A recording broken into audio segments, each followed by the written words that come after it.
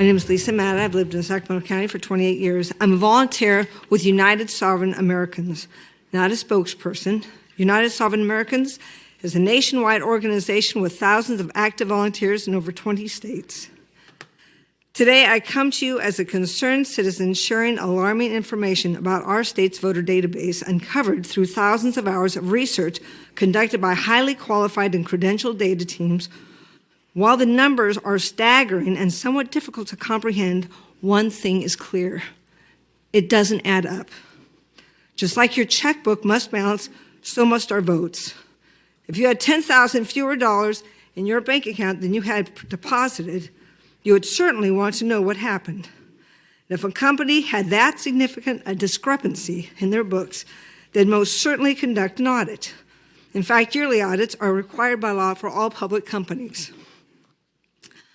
Our audit of the 2022 election using only official data provided by state elections officials shows that the 2022 elections may not have been accurate or legally compliant. We're not saying one candidate won over another or that any election should be overturned. The state's official data from a certified election shows that the votes as counted were not all valid and accurate under the law. Tonight, we will present to you with a resolution demanding an end to the inaccuracy and uncertainty plaguing our elections, along with a summary of our findings and the laws that apply. We are happy to meet with you to go over this information, including more detail about the specific findings. If you have any questions that I cannot answer now, I'll commit to getting you the answer in writing from United Sovereign Americans data team. This data and our request for an investigation have been shared with state election officials and law enforcement. It's essential that you, as our representatives, make it clear that these must be taken seriously. Tonight, we come to you, our closest elected representatives, for support and action. We're asking that you listen to the resolution, ask questions if you have them, then vote promptly for its passage. Your action on this resolution will illustrate your dedication and support to the concerns of your constituents and your country. Thank you. Our next three speakers will read the resolution in three parts, and our final speaker will conclude our presentation. Thank you, Lisa. Go to the next. Jonathan Matta. My name is Jonathan Matta. I've lived in Sacramento County for 19 years. Whereas it is a recognized civil right in the United States for every citizen to have free and fair elections, quote, and the right of suffrage can be denied by a debasement or dilution of the weight of a citizen's vote just as effectively as by wholly prohibiting the free exercise of the franchise, end quote. United Supreme Court, Reynolds v. Sims, 1964. Whereas it is the duty of our election officials to guarantee our elections are accurate and free from distortion or manipulation. Quote, Congress seeks to guard the election of members of Congress against any possible unfairness, by compelling everyone concerned in holding the election to a strict and scrupulous observance of every duty devolved upon him while so engaged. The evil intent consists in disobedience to the law, end quote. U.S. Supreme Court in Recoy 127 U.S. 731, 1888. Whereas our constitutional system of representative government only works when the following four tenets of an election are upheld. Number one, the voter rolls must be accurate. National Voter Registration Act, 1993. Number two, votes counted must be from eligible voters. U.S. Constitution, 14th Amendment, Section 2. Number three, the number of votes counted must equal the number of voters who voted. Number four, there can be no more than 1 in 125,000 ballots in error by the voting system. Help America Vote Act, 2002. Whereas open source audit of the California 2022 general election conducted by California citizens has uncovered evidence of massive inaccuracies that appear to violate both federal and state laws, including 5,886,198 ineligible or uncertain registration violations found within the California state voter roll database.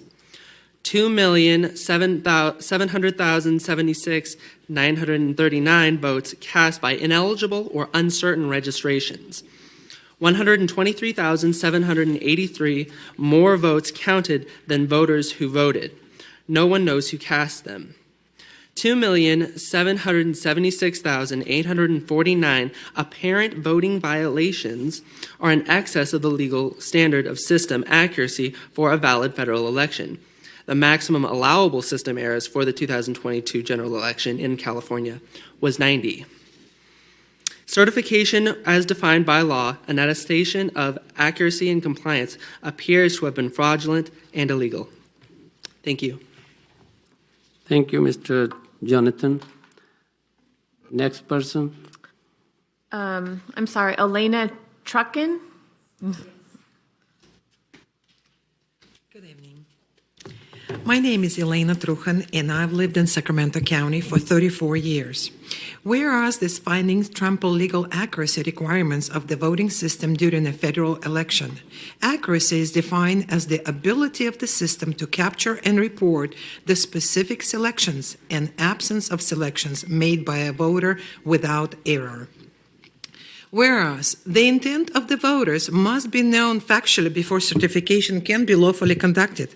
Certification of an election that varies from the law is an abridgment of the civil rights of the citizens, a fraud ab initio, United States versus Throckmorton, 1878. Quote, "From time immemorial, an election to public office has been, in point of substance, no more and no less than the expression by qualified electors of their choice of candidates." End quote. U.S. Supreme Court, United States versus Classic, 313 U.S. 299, 1941. Whereas the 2022 general election appears to have been invalid, depriving us of the guaranteed protection of our natural rights under a government duly and provably chosen by us, the American people, resulting in incalculable damage to our families, our way of life, and the fabric of this United States. Therefore, we call upon our representatives to provide relief to the people and the assurance of domestic tranquility by joining us in demanding a valid 2024 general election that upholds these existing laws and equitable principles of law. Number one, proof of citizenship, identity, and eligibility required to register and vote, not anonymous attestation. Number two, voter rolls certified accurate and available for public review and challenged 30 days before the start of early voting. Voters added after that date must bring proof of citizenship, identity, and address in person to a qualified official at each polling place. Number three, hand-marked secure ballots similar to currency. Where imaging technology is used for tabulation, the security features must be verifiable in the ballot image. Number four, systems, machines, security measures, infrastructure, and conduct are required to be compliant with federal law for fraud prevention regarding risk assessment, certification, testing, and implementation. Number five, adjudication must be signed off by party, candidate, and trained citizen witness after being given full and effective observation rights. Candidates and trained citizens must be allowed immediate access to ballots, ballot images, and cast vote records, CVRs. Thank you. Thank you, Laura. Next. Stan McNichol?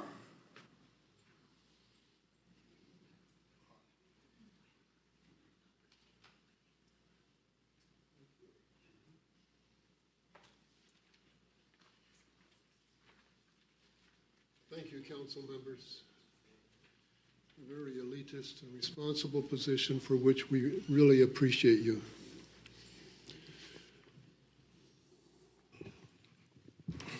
My name is Stan McNichol. I've lived in Sacramento County for 23 years.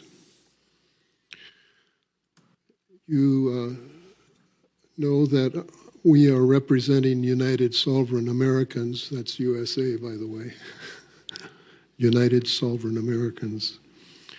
And we're speaking for the laws that provide valid 2024 elections, including the 2024 elections coming up. And you have heard 5 points from Elena just now. Here are 4 more. They contain quite a few specifics. I'll try to read them so it's easy to follow. Ballots, regardless of entry source, election operations, and systems must maintain end-to-end chain of custody from voter to vote count to final canvass, including auditability and witness transfer with paper records. 7. An NIST-compliant, randomized, statistically valid end-to-end audit with a 95% confidence level of all elections pursuant to the 14th Amendment, Section 2, must be performed. These audits are to be conducted by qualified, insured, and bonded security forensics or financial auditors, not personnel from within the election system. Reconciliation will include the vote count, real physical ballots, adjudication, cast vote records, that's CVRs, cast vote records, ballot count, qualified voter count, custody transfer, and all other paper and electronic election systems, including logs. 8. If the total of unique variances above is more than 10% of the margin of victory, a new election must be held in the state for those candidates effective, unless the issues can be provably corrected by a manual hand count and a full review of records. Last point, waiver of requirements is not allowed. Only end-to-end system compliance from registration through certification can guarantee the intent of the people is accurately recorded. Be it resolved, therefore, that the Galt City Council members stand in support with the concerns and the remedies represented here. We implore the County Board of Supervisors, California Legislature, federal legislators, law enforcement, federal and state prosecutors, judges, and both California Secretary of State and county registrars of voters to cooperate and fulfill these firm requests of the people. Thank you. Thank you, Stan. Thank you for your comments.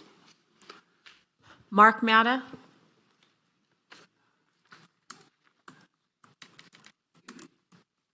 Thank you, Mr. Mayor. Thank you for your service. Members of council, thank you. Tina, thank you so much for all you guys do to make this happen. And we appreciate your service. Continuing, my name is Mark Matta. I've lived in Sacramento County for 28 years. And I am a volunteer, not an official spokesperson for United Sovereign Americans. What you've heard tonight is the culmination of thousands of hours of work by our highly qualified and credentialed volunteer data teams from California and across the country. It is a powerfully written resolution that you should have in your hands or will have soon so you can look at verbatim what has been said. And it's not very long, but you can look at it. You'll have it in your hands. It's a resolution outlining the massive inaccuracies in our 2022 election, from registration through certification. In it, you heard us ask for meaningful remedies, which will proactively protect the validity of the 2024 election for all Americans. And I think it's important to say this is not something that's looking back, trying to correct. This is something looking forward, trying to protect based on certification, the certification standards. I don't know how many of you have known what those standards are, but I haven't. I'm fairly informed. I used to work for a senator, but I mean, I don't know what the standards are until you get into Help America Vote Act and National Voter Registration Act. So it's looking forward to say we want to protect and make sure, Democrats, Republicans, Independent, nonpartisan, but make sure that we have a good result from an accuracy standpoint and a process standpoint. In fact, the resolution cited many U.S. Supreme Court precedents and support the need for such actions. Laws are being ignored. The bottom line is that the checkbook is not balancing. I mean, I've been aware of the problem, and probably many of you have been aware and had a concern about election. What happens? Are there dead people voting? Are there people voting from out of the area, but haven't known how bad the problem is? And so the numbers that you see in the resolution are from publicly available, it's forensic audit data that's publicly available. So the voting system, which controls our most vitally important right to choose our representatives, is not producing an accurate, trustworthy result. Do you think that these anomalies within our election system, a system which is part of our national security infrastructure, should continue to be ignored? Let's step back for a second and look at the big picture. Large numbers of Americans, including many right here in California, have questions about the trustworthiness of our elections. I think that we all agree that we wish this was not the case, but official data shows that the concerns are valid. And the law says that resolving them is essential to securing our liberty, consent to the governed, and our liberty. How much is it costing not to fix the problem?